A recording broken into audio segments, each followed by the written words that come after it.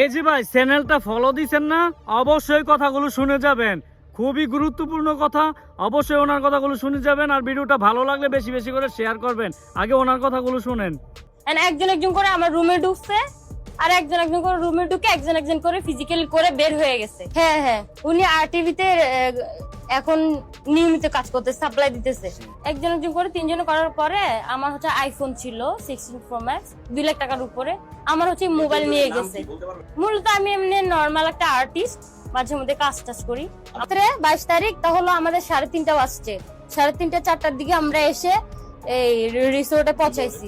হ্যাঁ হ্যাঁ, পৌঁছানোর পরে হচ্ছে যে এই ঢুকার পরে দেখলাম যে মদ টদ খাচ্ছে আরো দুইজন মানুষজন, অনেক মানুষজন আসছিল বুঝছেন, অনেক লোকই এসে এসে কথা বলছিল। তো সেক্ষেত্রে হচ্ছে আমি দেখছি, আমি আমি আমি হচ্ছে দেখার পরে আমি আমার রুমে চলে যাই, চেঞ্জ করছি। চেঞ্জ করার পরে একজন একজন করে আমার রুমে ঢুকছে, আর একজন একজন করে রুমে ঢুকে একজন একজন করে ফিজিক্যালি করে বের হয়ে গেছে। তো যে সাইফুল ডিরেক্টর ছিল ওনার সাথে 21 তারিখ কথা হয়েছিল। তো 21 তারিখ হচ্ছে যে উনি বলছে যে 22 তারিখ শুটিং হবে, 22 তারিখ আইসো রাজ রিসোর্টে।